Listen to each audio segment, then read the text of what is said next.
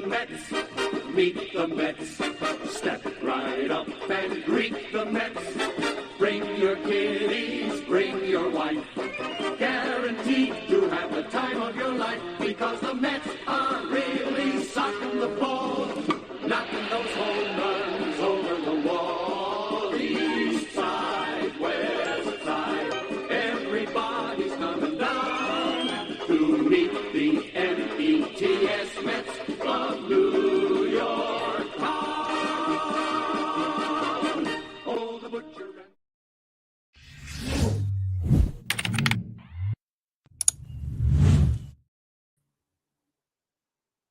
What's up, Mets fans? Welcome back to Talking Mets with Rob with another Mets hot stove right here on the channel. And as you can see, I got a very special guest here today from Till Mets Do Us Part podcast, John Saponaro. How you doing, buddy? I am doing good, man. How are you? Thanks for having me on. Well, it would be better if the Mets would make some moves, but we'll get into that in a little bit. So it would have been nice to have you on with better news, except it's on the other side of town. With the Soto deal possibly going down, it's not directly affecting us. Hopefully not yet, but we're going to get straight into it. And before we get into everything, just tell everybody where to find you and whatever you need to do to promote whatever you need to promote, buddy. Oh, cool. I appreciate that. You can follow me on Twitter or Instagram, basically all the things, TikTok at John Saponaro. So just the way you have it spelled out underneath my name. If you're watching, at John Saponaro is where you'll find me. And then, of course, like you said, my show is called Till Mets Do Us Part. We actually do a live stream very similar to this one. Also on Wednesdays, we go live 5:30 Eastern every week. And so you can find us on YouTube. You can find us also on Twitter and Instagram at Till Mets Do Us Part. And it's cool because it's sort of like a bit of a simulcast. We go live, and then, of course, you can watch it after the live is over, but then the following morning, it releases as an audio podcast. So if you want to listen instead on your way to work, on your way to school, all of that stuff, you can listen on Apple, Spotify, Google, Amazon, all of those places. It exists. So, it's really cool because we get to interact live and people get to see us. And then also, if you don't want to do any of that, you could just do it like a podcast, and it's super free and easy. So. Absolutely. So you guys know what to do. Check them out all the time. Matt is actually in the chat as well. So yeah, my co-host Ibby just jumped in. Yes, absolutely. So, John, let's get right into it. You brought it up earlier on your live stream, and I think you froze for a second. Hold on. Are you there? I'm here. I don't know what I'm seeing. Me frozen too. I don't know why. Can you hear me? I can hear you fine. All right. Well, as long as we can hear you, that's okay. That's cool. The most important thing. So you brought this up earlier on your live stream with Matt about David Stearns, and what a lot of Met fans are wondering, what the hell is he doing? You know, he signed about 4,900 pitchers and arms to minor league deals, half deals, major league deals. Who the hell knows what it is? But you brought up a great point. David Stearns is doing exactly what he's been doing with the Brewers, and he's just bringing it over to the New York Mets. And I want to get your opinion on this for everybody who's in the chat right now and in the stream. Do you think this is David Stearns' plan, or you think he's striking out on what he's trying to do with, I would guess, like relief pitchers, starting pitching, or just depth in general? What do you think? I think this is his plan. I think it's been his plan all along. Like I said, and you mentioned, this is what he did with the Brewers. Now, obviously, with the Brewers, he's a little bit hamstrung financially, couldn't do everything that he would want to do. Can't go out and sign the biggest ticket free agent every time. So you have to be creative. So I think if you didn't expect this, then you haven't been watching David Stearns. You haven't been watching the Milwaukee Brewers and what they do and how they operate. And I also think it's a successful way to build out a team in terms of depth. And it's definitely a successful way to build out a bullpen and the back end of the pitching staff. Bullpens are fickle. They're fickle now. They were fickle 5 years ago, 10 years ago. And it seems like they're only getting more and more to that end because, guys come up with live arms and maybe they pitch a little too much and they fall off a bit. And so you need to be creative. You don't want to lock yourself into, high priced, big ticket, free agent bullpen arms or back end of the rotation arms all the time. And I think building out the depth the way that he's doing, it proves to work, because David Stearns, again, if you go back and look at his track record in Milwaukee, he's had a great bullpen basically every single year that he's been there. So, you have to bring up these guys that people are undervaluing. You have to bring back guys from, other teams' scrap heaps. Sometimes you say, I think our pitching lab can fix them. The Mets just spent a ton of money on their pitching lab. I don't love Jeremy Hefner, but he is highly regarded. So you have to take these players sometimes and have faith that your people are seeing the right things and can bring the right things out of them, rather than go out and just spend money on all of these players that, you don't need to have Josh Hader and Edwin Diaz in the same bullpen to have success. And I would argue that maybe that's not even the best way to have success. So I think this is exactly what he wants to do. And I think Mets fans should be excited for it, because they're not going to be the things that light up the radar gun and make you go, oh my God, this is great. This is such a great talking point. But it is something that builds sustainability and builds quality. And that's what David Stearns is doing. Yeah, absolutely. And I agree with you, because like every Mets fan, about 99.9% wanted David Stearns here to run the organization. And I think John got lost. I think he's going to be connecting just soon. But I'm going to talk exactly what John said. When John pops back on, I'll put him back on. And hey, we found them. All right. There we go. All right, cool. You hear me good? Yeah, perfect. All right, perfect. So we got the unfrozen John back, which is very nice. But you make a great point. And I was saying this, a lot of Met fans wanted David Stearns here, 99.9%. You said this also on your live stream earlier, that you wanted David Stearns here. You have to understand what he does and what to expect. You can't be shocked by what he's doing when he's done the same thing for 8+ years when he was the GM of the Milwaukee Brewers. He does this. He gets a lot of arms. He signs a lot of arms, and he see what sticks. And it's not saying that's a bad way of doing it, because he's had, since he was the GM from the Brewers, he had one of the better pitching staffs in baseball for a number of years. I think they were in the top 5 out of his 8 years. And last year, they were number 2 in pitching ERA, right behind the Yankees, who were number 1. So he knows what he's doing in regards to that. Now, I'm not going to tell you that he's a good player acquisition guy. I don't know. But when he became the GM of the Brewers, he did trade for Christian Yelich, who was a former MVP. So I see it as this with David Stearns. I think you have to give him a chance, like you said, John. I think it's important that what we're going to talk about next and what Cohen and him did over the week was very interesting, and nobody had a clue about it. So when it comes to David Stearns, his plan, I think, is a lot smarter than people giving him credit for right now. I'm not saying, I'm going to be waving pom-poms and throwing up the 2024 World Series banner right away, but I do know that David Stearns is a sought-after executive. The Mets weren't the only team on him. Cohen wanted him for 3 years. He just couldn't get him. The Brewers didn't want to get rid of him. He wanted to leave and come back to his hometown. So we heard about David Stearns, and this is, I think, is another strategic situation with Stearns, where it was complete. The Mets don't leak nothing at all. Like, it's like, cloak and dagger. Like, you just don't hear nothing coming out of the front office of the Mets or anywhere.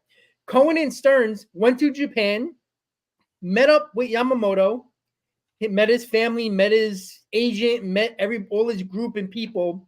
When you heard that, were you shocked? Because we weren't expecting anybody to meet with him until after the winter meetings, and then he would make his decision most likely. So, John, I want to get your opinion. Do you think this is a good sign, or this is a desperate attempt that they don't feel very comfortable of landing Yamamoto and think somebody else is the favorite? What do you think, John?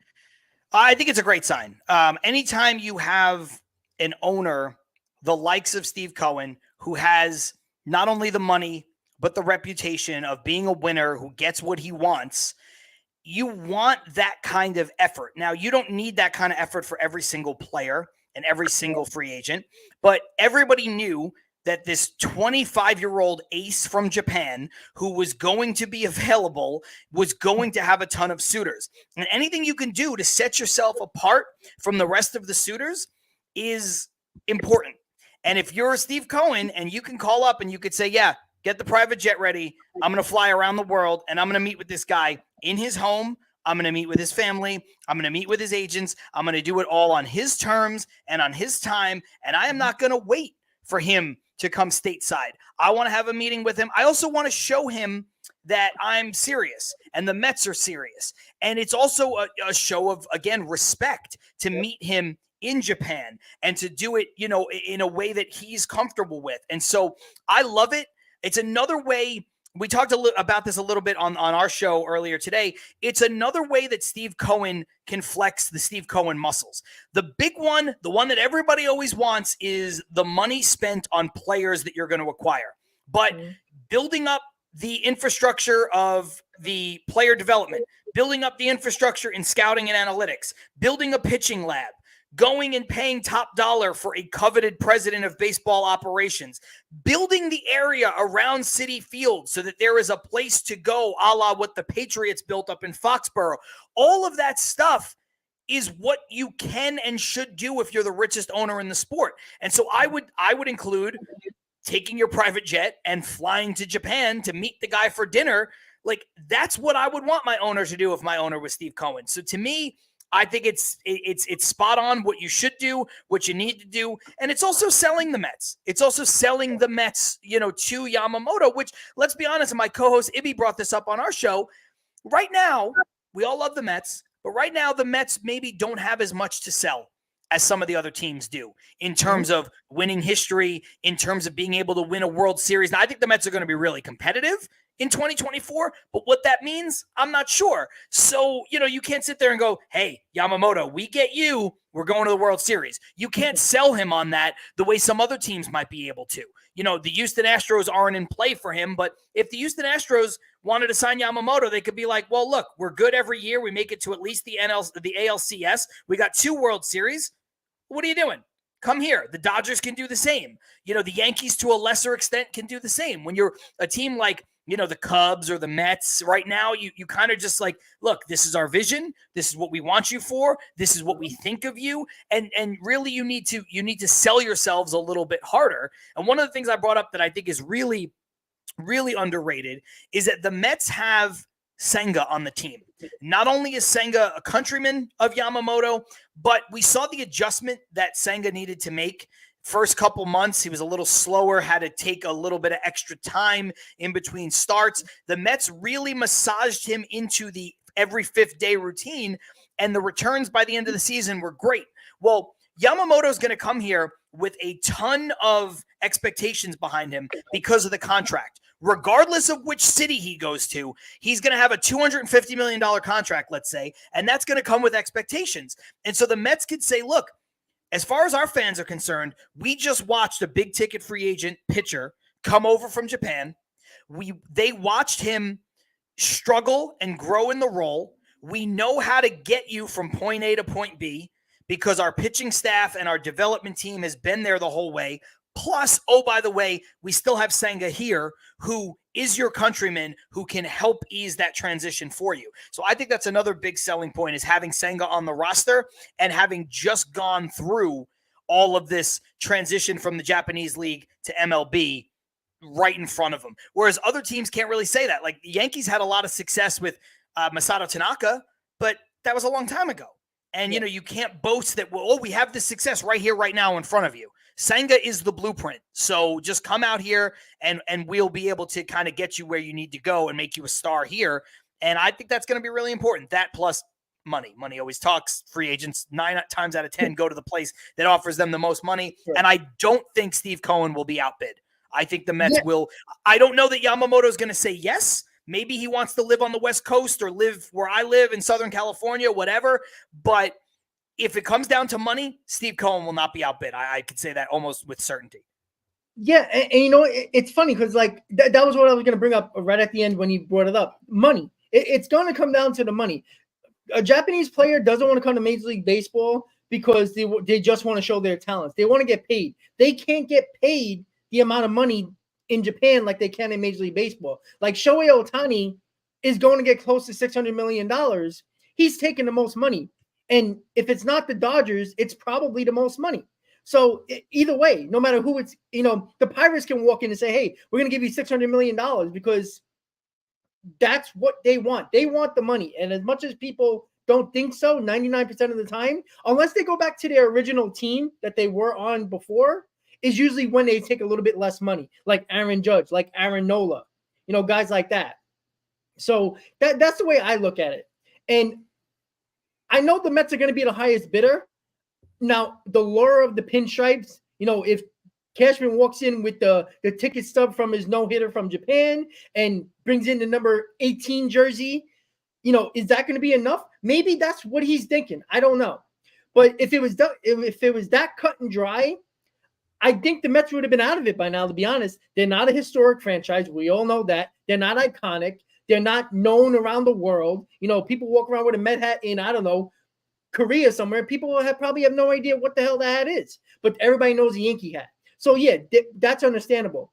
But money talks. It always does. They want the most money, and they're probably going to take it. And that's the way I see it when it comes to Yamamoto. So when it comes to Yamamoto, if the Mets do get Yamamoto, do you think that's the only thing they do? What about Monty? What about Erod, who looks like he's going to sign shortly, maybe in a day or two? Seems like it's down to a couple of teams. In Managa, what do you think the Mets will do if they land Yamamoto, and if they don't land Yamamoto?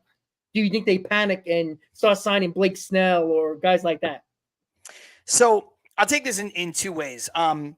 Another thing, when we were talking about David Stearns at the beginning, what he did when he first came in was he basically stripped this roster down to the studs, right? When you take 12 or 13 players off of your 40-man roster, you would like to reshape the roster in the image that you see, cutting a lot of the dead weight. And so the Mets still have a lot of holes. They've signed some of these players or claimed players off waivers. Not all of them are major league deals. Not all of them are going to have guaranteed major league spots. Most of them probably won't. You mentioned the split contract for the relief pitcher they signed yesterday. So, you have options. You're leaving yourself open with flexibility, which means the Mets still have a lot of holes to fill on their 40-man roster and on their 26-man everyday roster. So I don't think if the Mets get Yamamoto that's going to be it. I think the Mets need to make more moves because they quite simply need to fill out a roster. I don't know how big some of the moves are going to be in terms of sexiness, but I think there's also a lot of good players and a lot of good ways to build a team. One guy who stands out to me is like Jorge Soler, for instance. Like Soler fits the team great. He could play a little bit in the outfield. He's not a great outfielder, but he gives you some asset there where he's not a true DH, but he can also be a DH for you nearly every day. You give him every day at bats between the two corner outfield spots, and DH, he's a legitimate power bat, and he backs up Pete Alonso. I think that Soler is a great move in that regard. Mm-hmm. So I do think that there's plenty of ways for the Mets to go, and they simply have to go. Now, with regard, and I say that with pitching too, the Mets signed Severino to be a low-risk, high-reward reclamation project. No one-year deal is a bad deal, so I think that's a good move.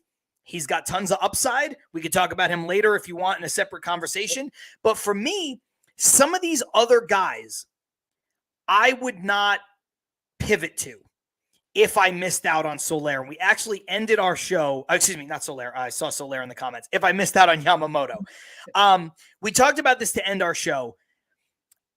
This is not going to be sexy for a lot of Mets fans if this happens. But I do think it's smart because I'm very pro player. I think players should get as much money as they can get whenever they can get it. It's not my money. I think they deserve all the money in the world. Take that, put it aside for a moment. I don't want to get locked into Jordan Montgomery on a 7-year contract. I'd be into Montgomery on a 4-year contract, maybe a 5-year contract. But the way this market is going, the way pitching always gets inflated, people are going to miss out on Yamamoto. His market's going to go up. I like Eduardo Rodriguez. Same thing. I'd be into him, 3-4 deal, 5, 6, 7-year deal. I don't want a part of that. Blake Snell. I actually like Blake Snell a lot. I think he's a good pitcher. I don't know how well his stuff is going to age. I think I like him potentially, conceptually for the Mets. But again, he's coming off of a Cy Young. I think he's going to get paid a lot more than a lot of people expect because people are going to miss out on other pitchers. I don't know that I want to be locked into him for a long time. So I think the Mets offseason jewel was Yamamoto before the season ended. I think it was Yamamoto when the offseason started. I think it's Yamamoto right now. And I think it continues to be Yamamoto. So much so that I would overpay for Yamamoto. You know, if another team offers him $250 million and you got to offer him $275, offer him $275. Get the deal done. Because after him, I don't want to be locked in to multi-year deals with mediocre or mid pitchers. And to me, that's what I'm worried Montgomery is. You know, I don't think he's worthy of ace level pay. I don't want to give him $130 million. I'd give him 75. And it's not about the money because Cohen has the money. And like I just said, overpay for somebody else. So I don't want to make it sound like I'm talking out of both sides of my mouth here, but it's about how you spend the money and who you spend the money on. So I would rather pivot if I were the Mets and Yamamoto goes elsewhere. I think you start to get creative and you start filling your rotation up with stopgap guys, with 1 to 2 year deals. Lucas Giolito, no qualifying offer attached to him because he was traded mid-season. Same thing with a guy like Jack Flaherty. Maybe you look at a guy like Seth Lugo and you bring Lugo back. Now, these are not going to excite anybody, and they shouldn't necessarily. But I think in a year or two, you're going to be happier to have a clean slate, some young pitchers developed, being able to play back in the free agent market, let's say next year for a Corbin Burns or a Tyler Glasnow or somebody like that, then you are going to be happy with giving huge money to Jordan Montgomery. Now, if you sign Yamamoto and you want Jordan Montgomery to be your 3, now we can talk. But I think the pivot away from Yamamoto and like all of a sudden Montgomery is going to be your 1 or your 2, I think that's a bad move. I just think it's a bad long-term investment. So, you know, it's a roundabout way to answer your question. I think they're going to do more, but I do think it all depends on what happens with Yamamoto. I think on the offensive side and just building out a team, they're going to have to do a lot because there's just a lot of holes. They don't have enough players. But in terms of where they go and what they do, I wouldn't pivot to any of these guys. They don't really excite me. If they're coming in to be your 3, I'm with it. If they're coming in to be your 1 or your consolation prize to Yamamoto, no way, because they're not as good. And they don't fit the timeline. All these guys are 29, 30, 31 years old.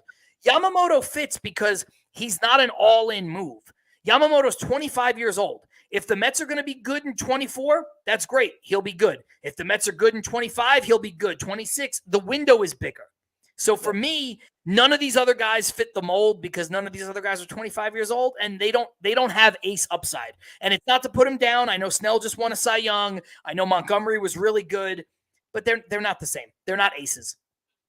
Yeah, absolutely. And you know, you're right about this. And the whole point of if you don't get Yamamoto, you can't pivot to like an A- type of plan where you're like, oh, you got to pivot to Montgomery and Erod and guys like that and give them more money because they're going to try to get more money out of you because they know you're desperate. And if they panic and do that, which I don't think Stearns is that type of player acquisition guy, he's not going to panic. He's not going to make a panic move. I don't think he's going to be like Sandy Olson who made a panic move for Javi Baez or even Epler panicking because he couldn't get a real DH, so he got bullshit DHs. I do think if plan A is not there, they're going to a plan where it's like, all right, let's see guys, like you said, 1-2 year deals that can be a stopgap for maybe a couple of guys in the minors in 25 and 26, like Vazzo, maybe Christian Scott, maybe Tidwell, guys like that. So it's basically Yamamoto or bust. I think we're pretty clear on the fact that if they don't get Yamamoto, look for a lot of, stopgaps in the rotation. And like you said, it's not going to be exciting and it's going to be frustrating for sure. But that's why, like you said, overpay for Yamamoto. If the Yankees are the favorites because they're giving them $250 million and they're presenting them that 18 jersey, go 280, go 285. Mm-hmm. The pitcher you want, you should always, or the player you want, you should always go above and beyond every single time. That's the way I always felt with anybody. If you want a player, there should be no amount that should scare you away from that player. Or especially if you're worth $17 billion. You know, exactly. And all the owners in baseball are rich. All the owners in baseball can afford anybody they want. They say that they can't, but that's not true. But they can afford whatever they want. But especially if you're that rich and you're used to getting whatever you want and you're used to winning, like I use the term winning. I don't mean winning baseball games. I mean just winning at life. You know, Steve Cohen doesn't like to lose. He doesn't like to be the odd man out.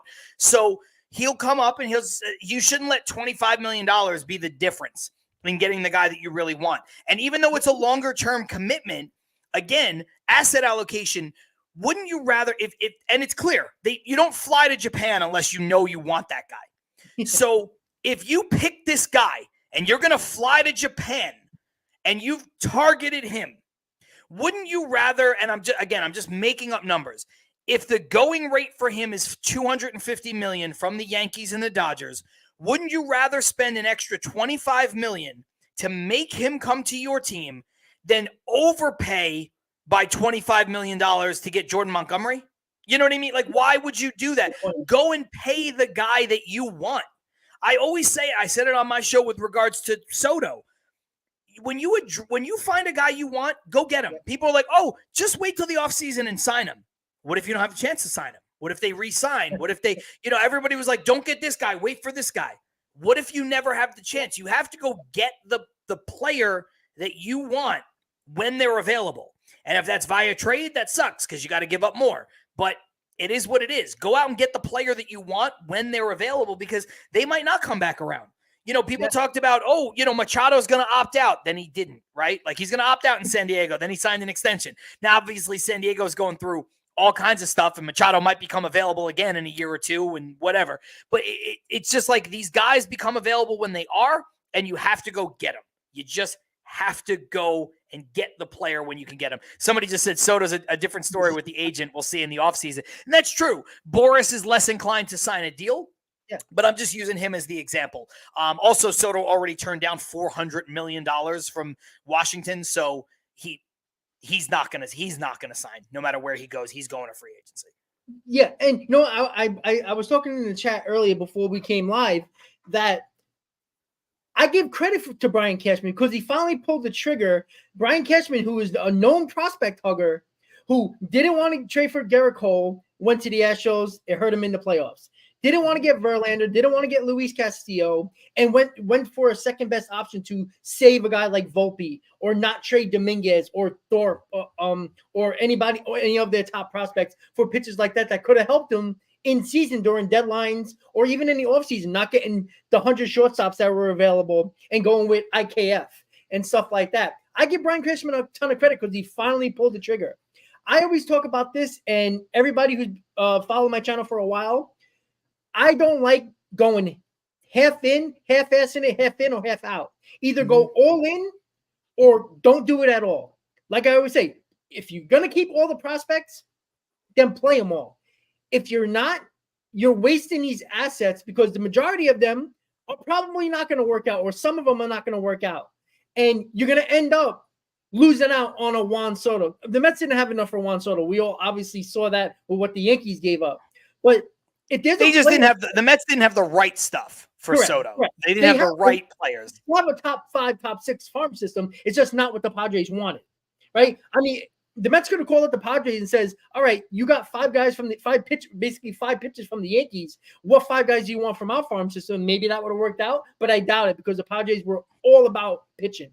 But the fact of the matter is the Mets have to target a pitcher if it's Yamamoto or in a trade for whoever it might be. If you really want that player, there should be no limit into getting them. Because you know what? If the Yankees win the World Series next year, we all hope that does not happen. But if they do win the World Series next year and Soto walks and goes even to the Mets, you really think Yankee fans or Cashman or Hal are going to complain? You just won a World Series since 2009. Like, I'm sick and tired of worrying about the future just because the Mets worried about the future in 2022 when they had one of the best teams in baseball and they half-assed the deadline and then they'll put Ruff, Nate Quinn, and Vogelback. And I'm not saying there was big guys out there, but just because Josh Bell didn't perform well with the Padres doesn't mean he wouldn't have been a better Met. Like Taijuan Walker, for example, right? He was a better Met than a Philly, but it seems like every single time the Mets are half-assed in a deadline or an offseason, and it hurts them late in the season or at some point during the season. And then we always talk about what if we would have got this player? What if we would have gave up Mauricio to get, even if it was JD Martinez? That's what Boston wanted, so we didn't want to give up Mauricio. But JD Martinez could have been the difference, even with his back injury. We just don't know.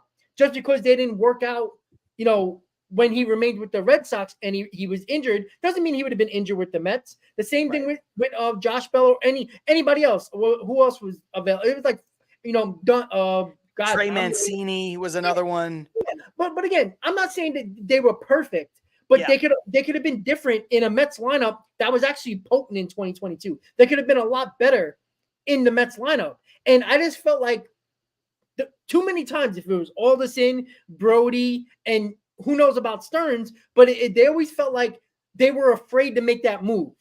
Yet Brody had no problem trading Kelnick for Diaz and Cano, and then Sandy Alderson, trades Pete Crow Armstrong for Baez because that wasn't his draft pick. They didn't care about that aspect when the Mets really weren't that good in 2021. So we got Baez because everybody was complaining that the Mets needed to do something. I feel like when you half-ass a deadline or an offseason, you're hurting yourself going into a season. Because if the Mets believe that they're not going for it in 2024, which, okay, if you're not doing it, play the kids and see what happens. But if the Mets actually are good in the first half and the deadline comes around and you want a prospect hug, you're going to end up like a lot of teams that just fall a little bit short of where you want to go. Because teams at the deadline that make the right moves usually go on a run. And I think the Mets failed in 2022 because of that. What do you think about half-ass in the offseason and a deadline, how it actually been hurting the Mets? Yeah, I do think, I honestly think that the Mets have had a weird history lately of actually doing more of the all-in, or as much as all-in as the Wilpons would allow them, right? I think you have to put a line in the sand for the Wilpon ownership to the Steve Cohen ownership, right? Like you look at, 2015, they go out and they get Cespedes, and obviously, Cespedes is arguably the greatest deadline acquisition ever in terms of the way that he performed. He was absolutely incredible, and he led a team that had no business getting to the World Series. If you look at that roster, I mean, they had the pitching, but that everyday lineup was not great. And Cespedes was really a shot in the arm. Obviously Kelly Johnson, Juan Uribe, they also contributed as well. But, so they had that. I give them credit for trading a prospect and getting Javi Baez. They weren't a great team, you're right, but they went out, they identified a need, they went out and they got a guy. It didn't work out because they fell just short. But I will say, if you look at Javi Baez's numbers, that might be the best stretch of Javi Baez's career when he was with the Mets. He performed at a Cespedes-like level for the Mets for like 6 weeks.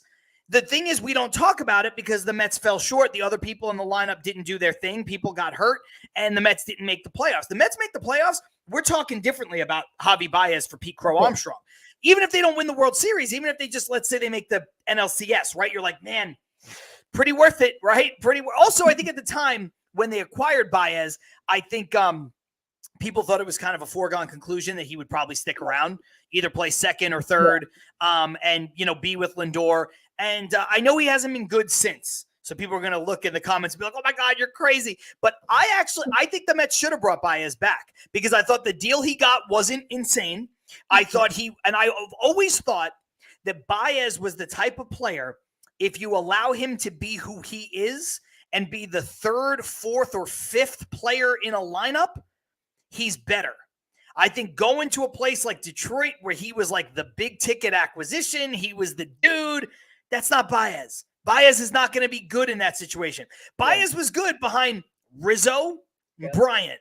I don't know what just happened. People are celebrating what I'm saying. Maybe, I don't know. Everything just blew up on my screen. And now I'm frozen again. That's ridiculous. Baez was good, as a part of a team. When you start to look at Baez as the guy, Baez was backing up Pete Alonso. He's protecting Pete Alonso, hitting behind Lindor. That's his sweet spot. So I think the Mets have a recent history of kind of going all in. But 2022 is a little sour because I don't think they were ever going to get Juan Soto. They were not going to deal with the Mets. I don't think they were going to get Josh Bell because same thing. I don't think Washington was going to deal with the Mets and try to help them. But, maybe you go and you get a more proven player like a Trey Mancini, even though he wasn't good and hasn't been good since. And maybe things break a little differently. I think they were afraid to pull the trigger, but I think all of this stuff goes back to when the Wilpons ran the team. And the Wilpons did not invest a lot in the farm. The Wilpons were always Band-Aids on things. The Wilpons didn't invest a lot of money in the team, period. And so I think the first couple of years of the Cohen ownership were even hamstrung by what the Wilpons had done before them, what they failed to build. They didn't build a great infrastructure. They didn't build a good minor league system. So there's a lot of times the Mets didn't have the pieces, right? The Mets wanted to trade. Like, I remember the Yankees got Didi Gregorius, right? And the Arizona Diamondbacks wanted Noah Syndergaard for Didi Gregorius. The Yankees didn't give up nearly as much to get him when they eventually did in a trade from Arizona. And that's because the Yankees had a better farm system. Like they were asking the Mets for their best player because their farm system wasn't good.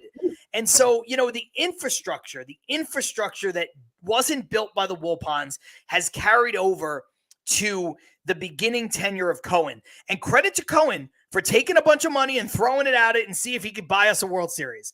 And you know what? It almost worked. 101 wins. We fell a little bit short. It sucks. It is what it is.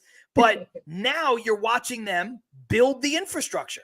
That's what Stearns is doing. Stearns is trying to, so to take the conversation full circle, right now what you're watching in real time is building an infrastructure and building a team from the minors through the majors that can win now and hopefully for a long time and be in the playoffs every year like the Yankees, be good every year like the Braves, be good every year like the Dodgers and the Astros. And so hopefully that's what we're getting to. And if we have to take, I don't want to say a step back because people think of it the wrong way, but if you have to take a small step back in terms of pushing all your chips to the middle this offseason, I think you should. I think it makes sense because the Mets under Steve Cohen are never going to, I don't think they're ever going to half-ass something again. I don't think they're going to do everything that fans want to see every time, but they're not going to half-ass anything because that's not Steve Cohen. Steve Cohen just wants to win at everything he does. Johnny, still there? Yeah, I'm here. Oh, okay. I'm sorry. Okay, I wasn't sure if you froze again or stopped. Okay, perfect. I think you still frozen. Okay, so yeah, I agree with in that aspect. It's just annoying because I just hope they learned their lesson from 2022. Even though David Stearns wasn't here, I do hope he actually doesn't go, half-asses it in a situation where it has to be the move that if you have to make that move, you do it. I think you can't wait because just if the Mets aren't going quote unquote all in and they are playing well and they're playoff contenders and they have a chance to get to the playoffs, you do it. And you have to go for it because you never know if that's going to happen again. Because too many times I feel like the Mets, think that it's just a guarantee that you're going to make the playoffs the next year when you have a chance to do some damage in the postseason in this year, and to wait for the future and to not give up what you need to give up. If that's the one player you need, we shall see. So that's where I am. John's trying to get his camera back again. He had some fireworks going on, so something special was going on by him. So when John comes back on, we're going to start talking about the in-house options with the Mets when it comes to third base and the DH options. Hold on one second. Let me see if John came back. Let's see. All right. I think John's camera is still a little crazy. All right. So, here he comes. I think he's trying to pop up. Oh, okay. There we go. No fireworks. I don't know. Okay. Sorry, man. I don't know what the hell's going on. Every time somebody does something, it freezes. I don't know what's going on. All right. So as long as I can hear you. You still there?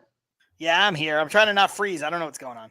Yeah, no problem. Don't worry about it. All right. So before you froze again, I wanted to talk about the in-house options that was talked about with David Stearns at third base and the DH internal options. So with third base, we know it's probably going to be Beatty and Mauricio. maybe Vientos. We see him work, you saw the video on Twitter with him working with Lindor with infield drills and ground ball drills and everything like that. For the in-house options, are you okay with the third base in-house options? And if you are okay with them, which one do you think you would be satisfied with on opening day? I love Mauricio. Let me say that. I love Mauricio as a ball player. Now, his errors, I got into this conversation with somebody on like Mets Twitter about this. And, they're like, he averages 25 errors a season. That's brutal. Obviously, the stuff he's done in the Winter League, like he keeps hitting, but he keeps making errors. I understand that Mauricio may not be a terrific third baseman, but I love his ability. I love his athletic ability. I love his ability to hit the ball. He hits for power, and I don't just mean home runs. He hits the ball hard. He lifts the ball. He does a lot of things that modern, exciting baseball players should do, and I think that he does a lot of things that the Mets are lacking, right? Like it's just that kind of hard contact, that scary at-bat. And so he's the guy that I'm most interested in and most impressed with. Francisco Alvarez is in a class by himself as far as Mets prospects go, right? So it's Alvarez and then everybody else that we've seen so far, Vientos, Beatty, Mauricio. But I do think for me, Vientos is the second most impressive prospect that we've seen so far. Some people love some of the guys we haven't seen. Some people love Jet Williams. Some people not as high. Some people love Luis Angel Acuna. Some people not as high on him. People love the motor and the energy of Drew Gilbert and what he could potentially be. But we haven't seen any of those guys yet. It's not at the major league level. Some are close. Some are a little further away. Of the four guys that we have seen, I think Mauricio has the highest upside outside of Alvarez, who I think has already established himself. I mean, he was one of the best catchers in baseball last year on both sides of the ball in the small sample size that he gave. To me, I like Beatty just fine, but Beatty, and I'm also not, just to be clear, I don't want to like throw these guys away immediately. I'm not saying like Beatty's trash, he's garbage, he's never going to be good, get rid of him. It's not that, but what he's shown is an inability to lift the ball. So he makes a lot of weak contact going the other way. Or when he does hit the ball hard, he hits it on the ground, which doesn't really help anybody because what you're doing is hitting a lot of really sharp ground balls to second base or shortstop. Cool. That doesn't really do anything. And he's also not a terrific fielder. So I understand there's a difference between averaging, 10 errors at third base and 25. It's a big gap. But it's not like you're looking at Scott Rowland reincarnate and you're like, oh, let's just hope this guy figures out how to hit.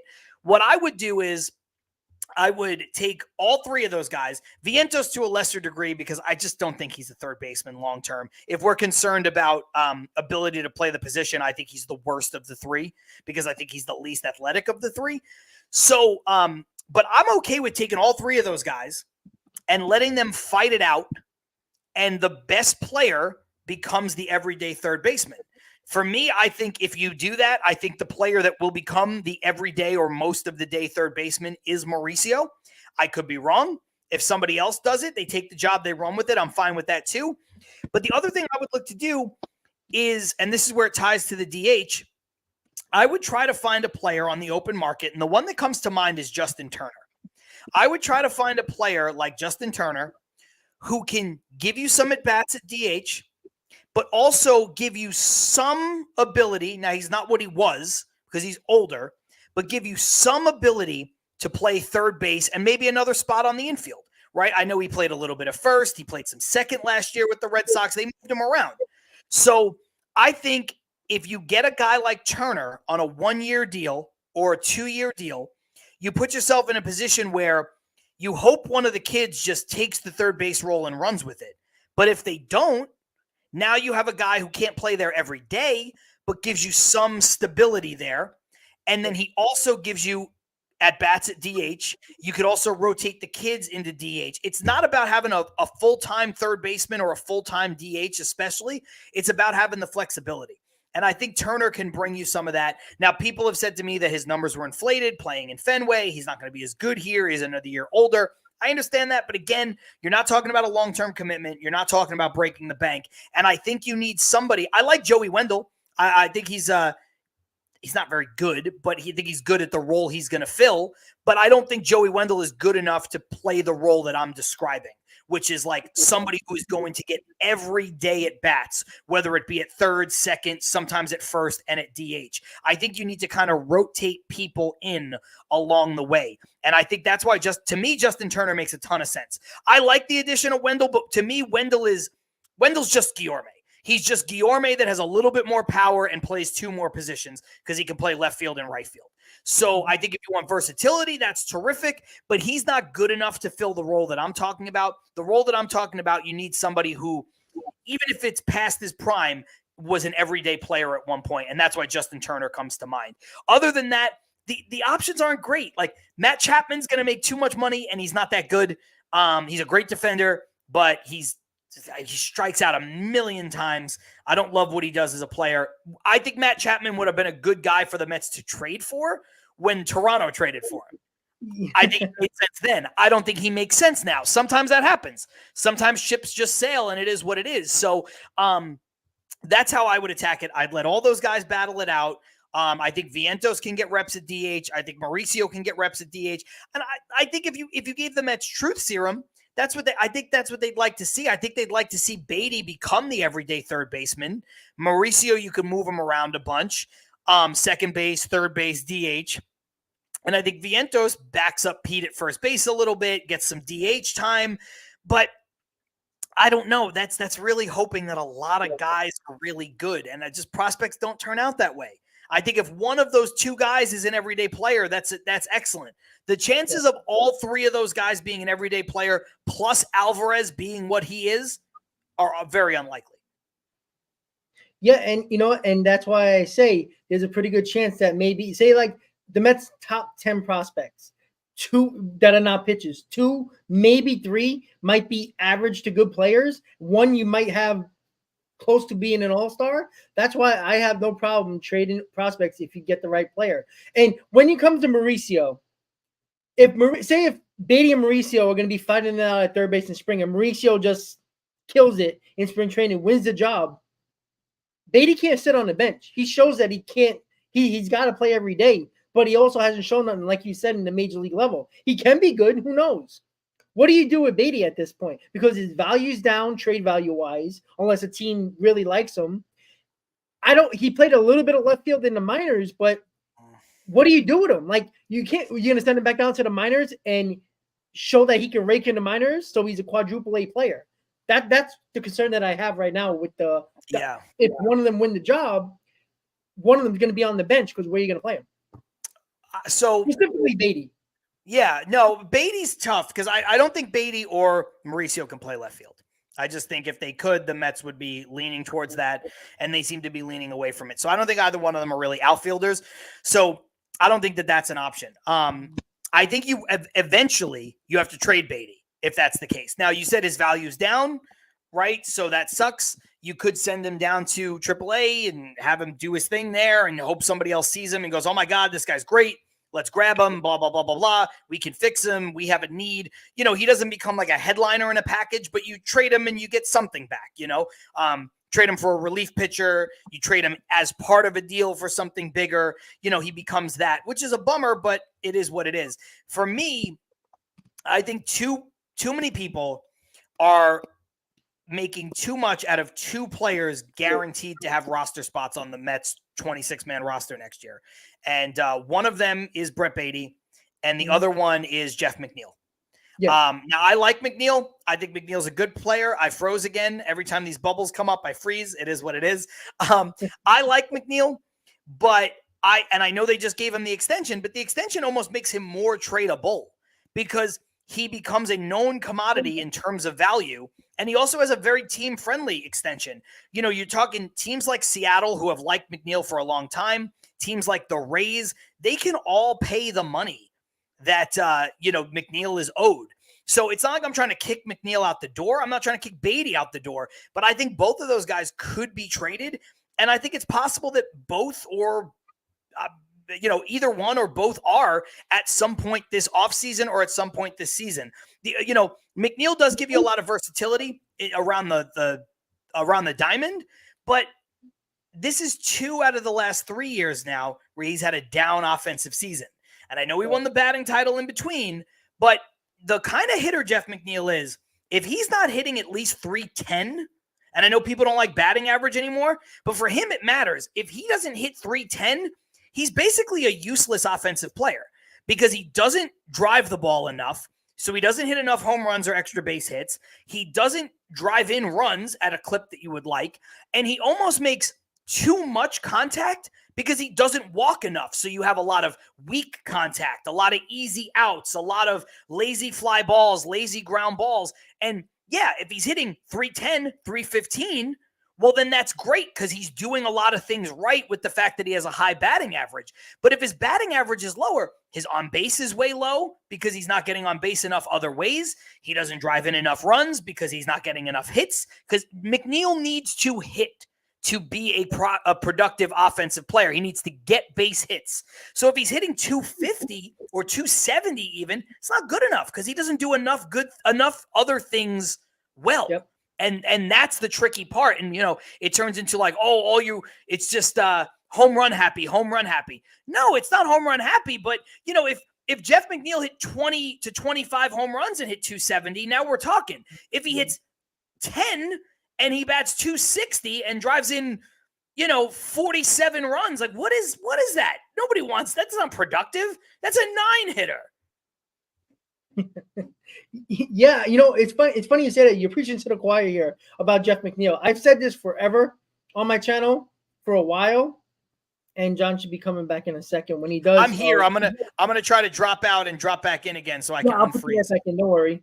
So I agree with John with that, and he's preaching to the choir here because I said it over and over again. If McNeil is not a 300+ hitter, he doesn't do anything enough well to help this ball club win. He doesn't have a lot of speed. He doesn't hit for power. There he goes. All right. I switched cameras to something else. Okay, cool. I was just saying, you're preaching to the choir with me because I said this for a while. The whole thing with Jeff McNeil, if he doesn't bat 300+, he does nothing else well enough to help this team. Now, he can play defense in a lot of different places.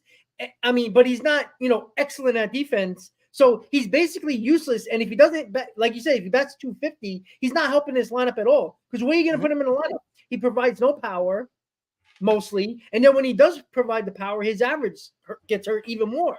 So, well, and I said he was a 9-hitter. You could hit him 8th or 9th. Yeah. But the Mets don't have enough offense anywhere else to hit him 8th or 9th.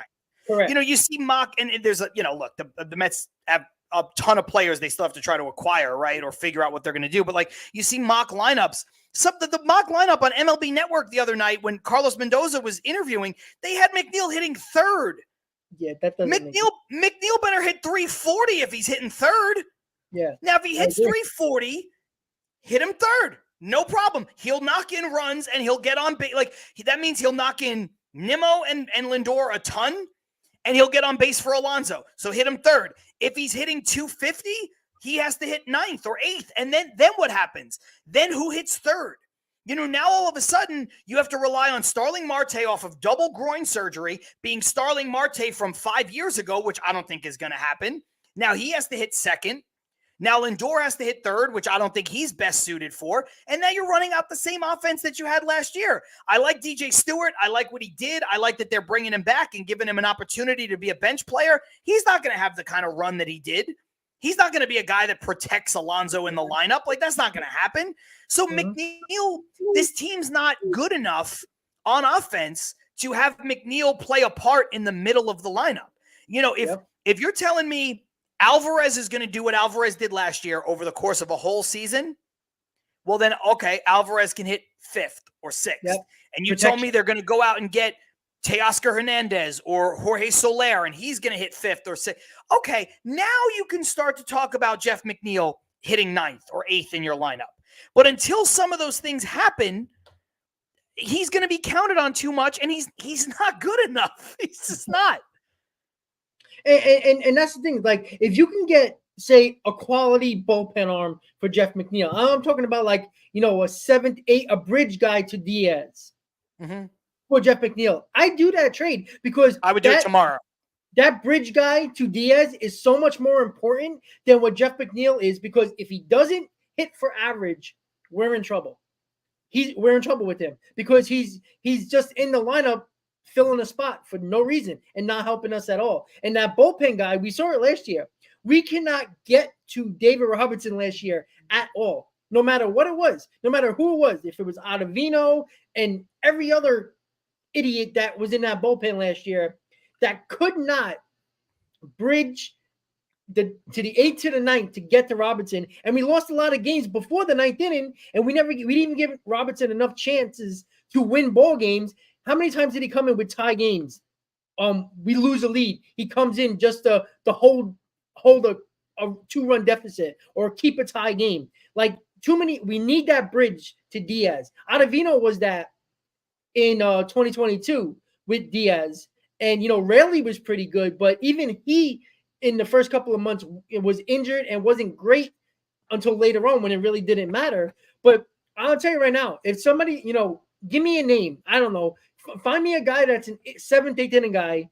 I can't think of a name off the top of my head right now. But if somebody comes to me and say, hey, I really like Jeff McNeil, we'll give you one of our better bullpen arms in our bullpen, I have to think about it. I really do, John. I really do. So, well, I don't know. Like, I'm just making these up. There's no rumors of this, and I don't even know if it would work. But again, I'm factoring in the fact that, McNeil doesn't make a ton of money. Everybody's got the obsession with Edwin Diaz's brother, right? Like, if Cincinnati called you and they said, okay, you want Alexis Diaz, give us Jeff McNeil tomorrow. If the Pirates called, and these are teams that are looking to be creative financially. If the Pirates called and they said, we'll give you Bednard for Jeff McNeil tomorrow, like, these are the kind of arms that you're talking about, back end of the back end of the bullpen, not necessarily closers, but right there. And if you can get that for Jeff McNeil, I don't normally like trading everyday players for bullpen arms, but in this case, for everything we just talked about, and the fact that the Mets have Mauricio who could play second base, Luis Angel Acuna who could play second base, Jet Williams who could play second base. Some of these guys are here. Some of these guys are coming. And, again, I don't know. Some people are really high on Jet Williams. I'm not sure. I haven't seen enough to really have an opinion. Same with Acuna. I know about the minor leaguers, but I'm not locked in like some people are. So I don't claim to know if they're going to be good or not, or what their projectables are. But at the same time, I know that they're there. And I know that there are people that the Mets think highly of to a certain extent. So if you could get out of Jeff McNeil's contract, change the face of the way your offense looks, and also get a quality piece for him, I say you do it. And I'm still here. I just froze again. It's okay. Yeah, and I agree with that. Because, obviously the Mets need bullpen arms. They're giving all these guys, minor league deals and everything like that. And probably one or two of them are going to stick on opening day and be a part of the bullpen. But if you realistically have to say what's one guy that's available relief pitcher wise that you say the Mets should be all over in the free agent market, what do you think, John? Man, I love what the hell's his name?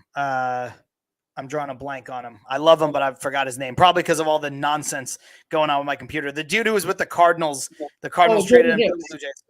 Jordan Hicks, thank you. Yeah, because you know what it is. I always want to call him Jordan Walker because they got that the Cardinals called up that outfielder Jordan Walker, and then I think of him. That's where my name goes. So I like Jordan Hicks. Now Jordan Hicks is probably going to get overpaid, but I haven't heard a lot of rumors about him so far this offseason.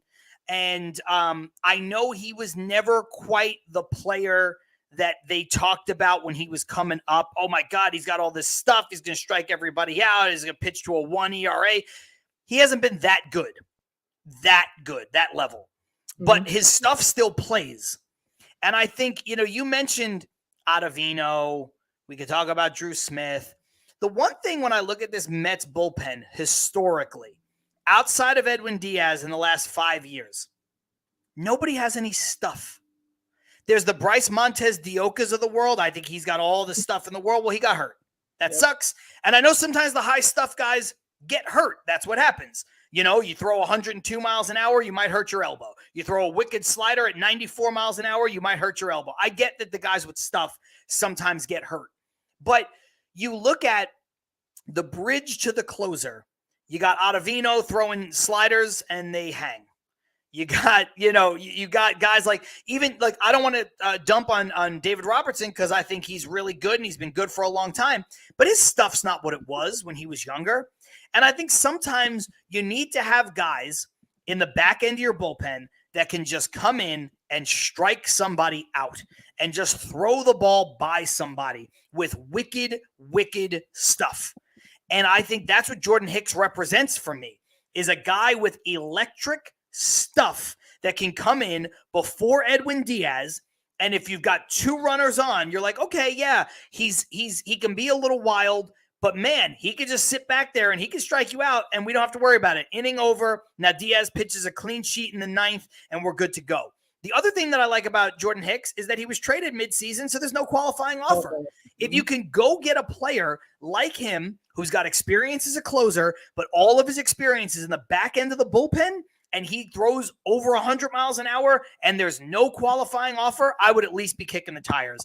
To me, he is a no-brainer for the Mets. When we did our offseason preview Until Mets Do Us Part, I said Yamamoto was target number 1, 2, and 3. Like he was right there. You got to get him. You got to get him. But for me, Hicks was the next guy. That's how important I think he could be. Yeah, absolutely. And, and that's the funny thing when it comes to the Mets had basically nobody in their bullpen that blew anybody away. Everybody was throwing 93, 94. You get the occasional 96. Nobody was throwing hard at all. They weren't blowing by anybody. I mean, they gave up so much contact, even though if it was light contact or not, they didn't blow anybody away. I was never confident in anybody saying, oh, look, there's somebody that's coming in throwing 98, 99, prior to Diaz, if he was actually, available last year. But we had nobody to blow anybody away.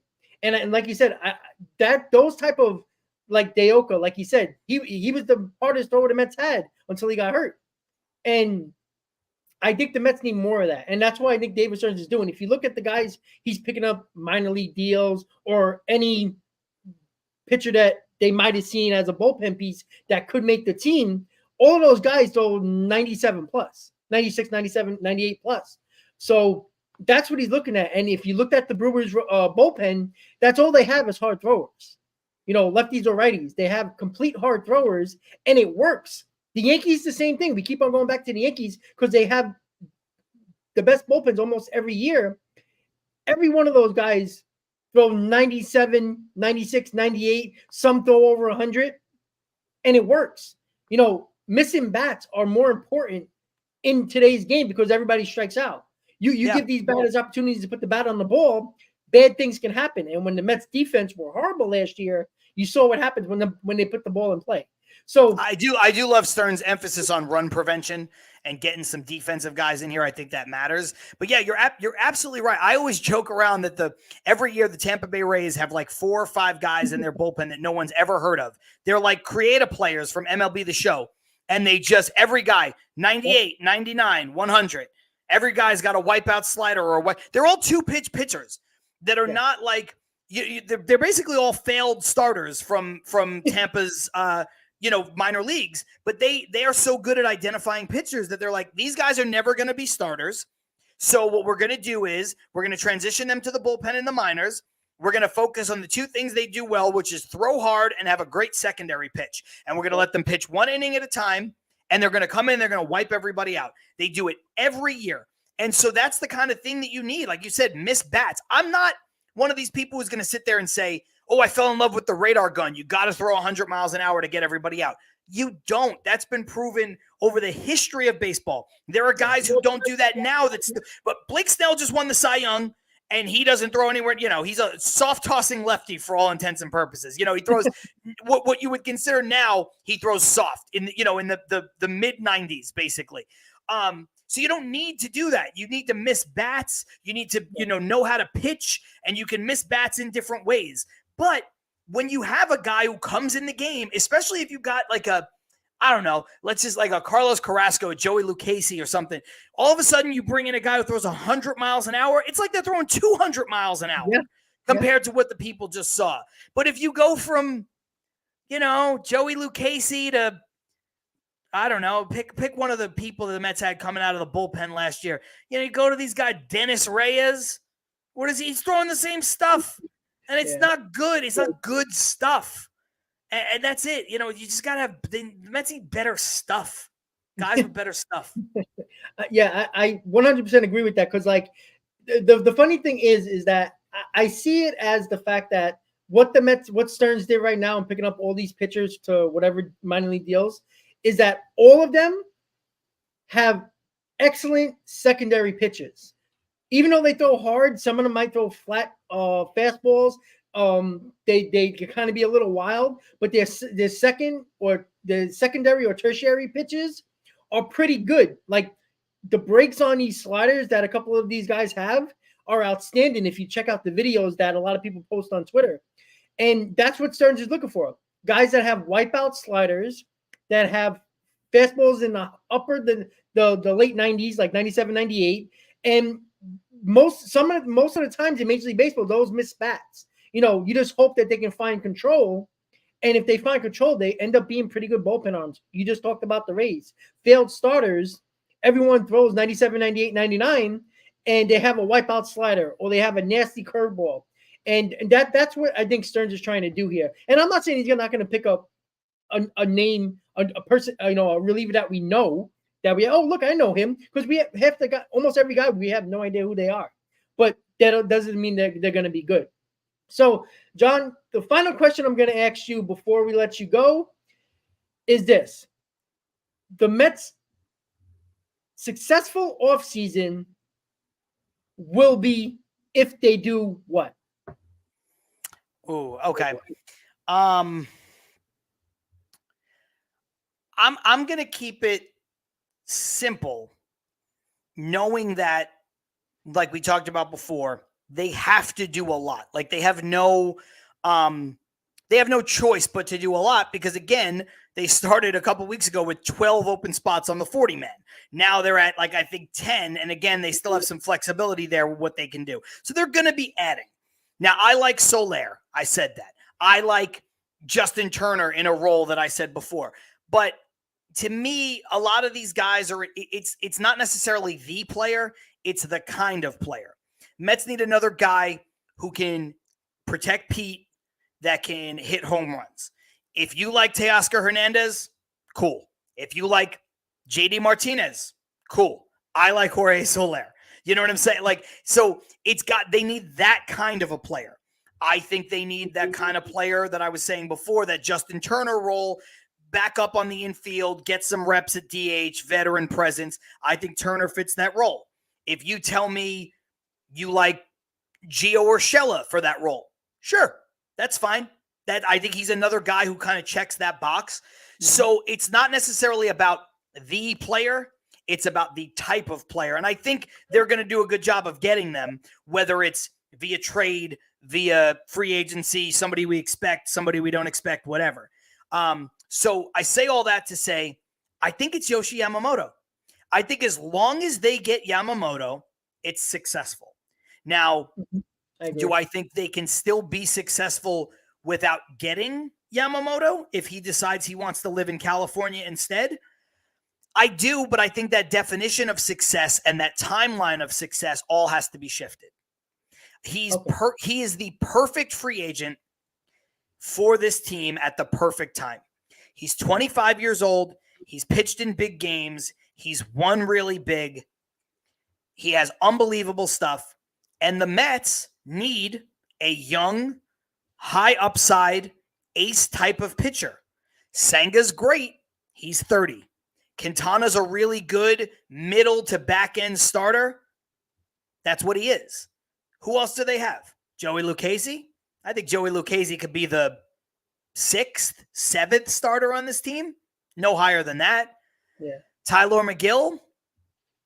Tyler McGill is probably you hope he's the 8th, 9th, 10th starting pitching option. He might be a reliever. He might be destined for that. I don't like David Peterson at all. I don't like his stuff. I don't like him. And I know he's out till basically half the year anyway. So to me, it all starts with Yamamoto. It starts and ends there. After that, everything else, like, get creative. I said it on my show. I was like, look, I don't think Shohei Ohtani fits the Mets right now. I think he's a little too old. I think he would have fit the Mets had he not had the Tommy John surgery, the second Tommy John surgery. If he's a two-way player, now we're talking about a guy who fits the Mets like a glove. He goes into your rotation. He goes into your lineup. He protects Pete. He provides power. He's left-handed, and he's a pitcher. Boom, boom, boom, boom, boom. Great fit. Guys come back after their first Tommy John surgery, usually better. Guys come back after their second Tommy John surgery, not as good. Now, I say that with respect to the fact that Shohei Ohtani might be the best baseball player I've ever seen in terms of what he's been able to physically do. Yeah. But his ability to do both of those things is now in question because of the elbow injury and the surgery. So I don't think he's a perfect fit. But again, I say all that to say, I don't know, if he's still a free agent in January and Steve Cohen just wakes up and goes, hey, call him, make an offer. I'm not going to be mad. It's not my money. And he's great. It's the Carlos Correa situation.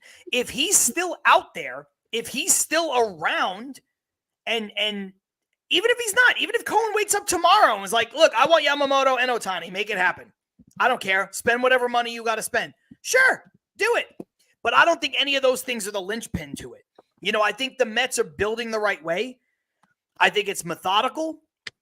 And like you said before, I think the Mets have put themselves in a situation, because it's no longer Wilpon that owns the team, that they will go and do whatever they need to do if they're there.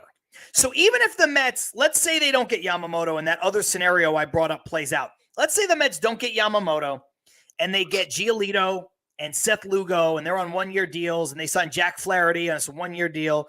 And all of a sudden, you know, Severino looks like the guy that he was with the Yankees early on, and he becomes a top of the rotation pitcher. And those other guys bounce back a little bit too. And the Mets find themselves battling for a playoff spot, and they're good and they're over 500.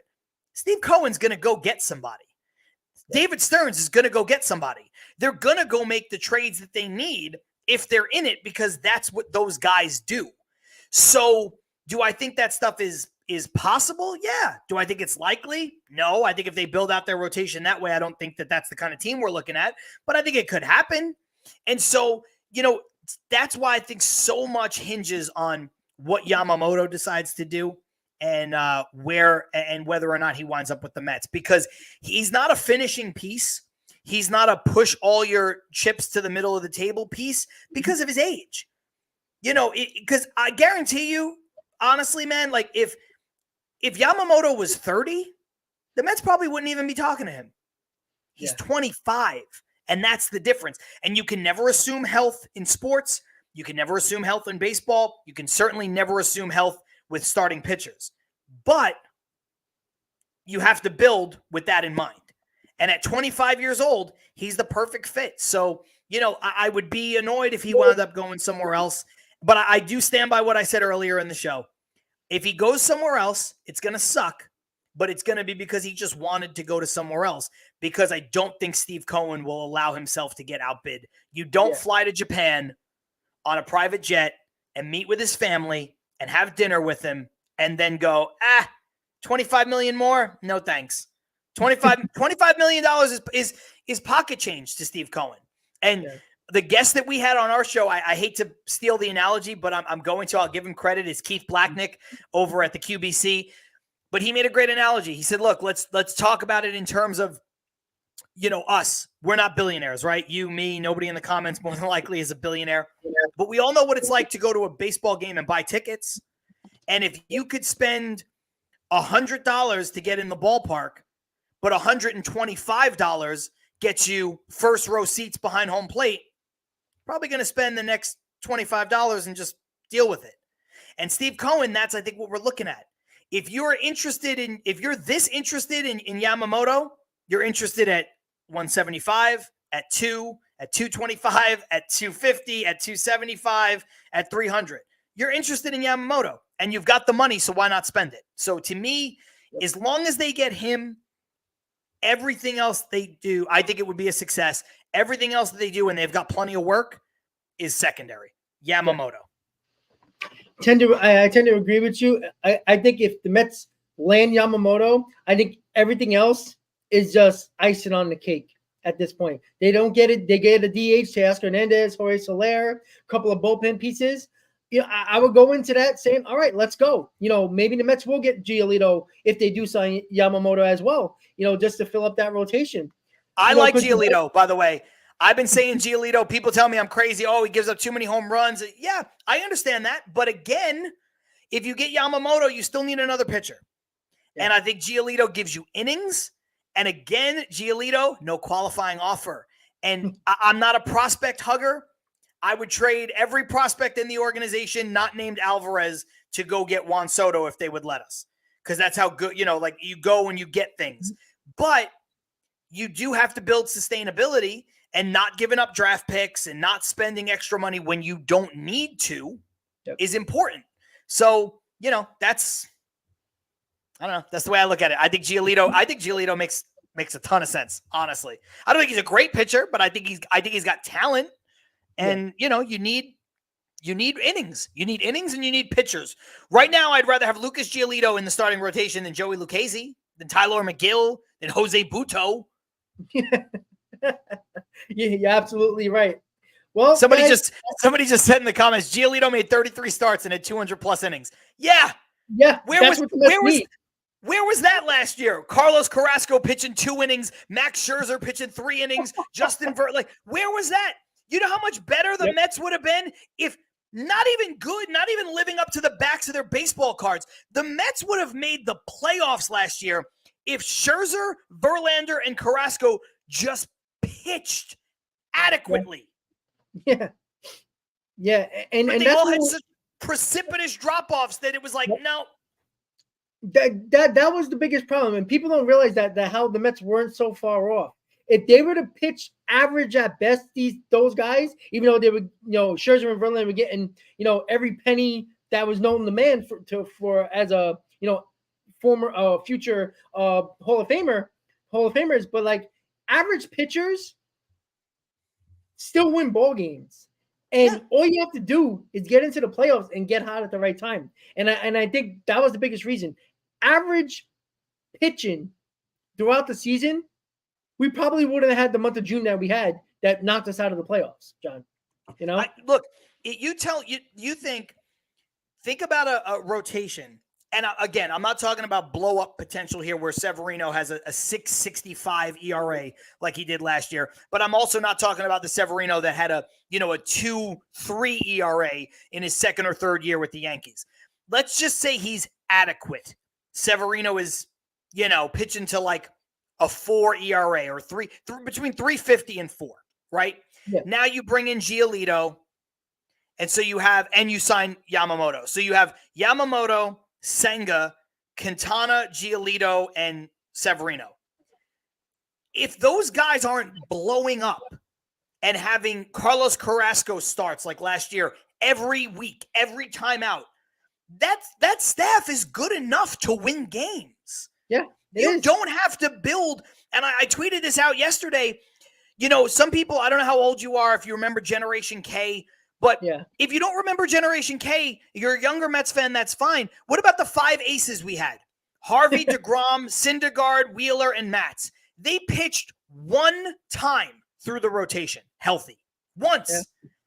Meanwhile, you have the Cubs, who built it the other way with position players, and they won a World Series. Mets didn't win a World Series with that rotation.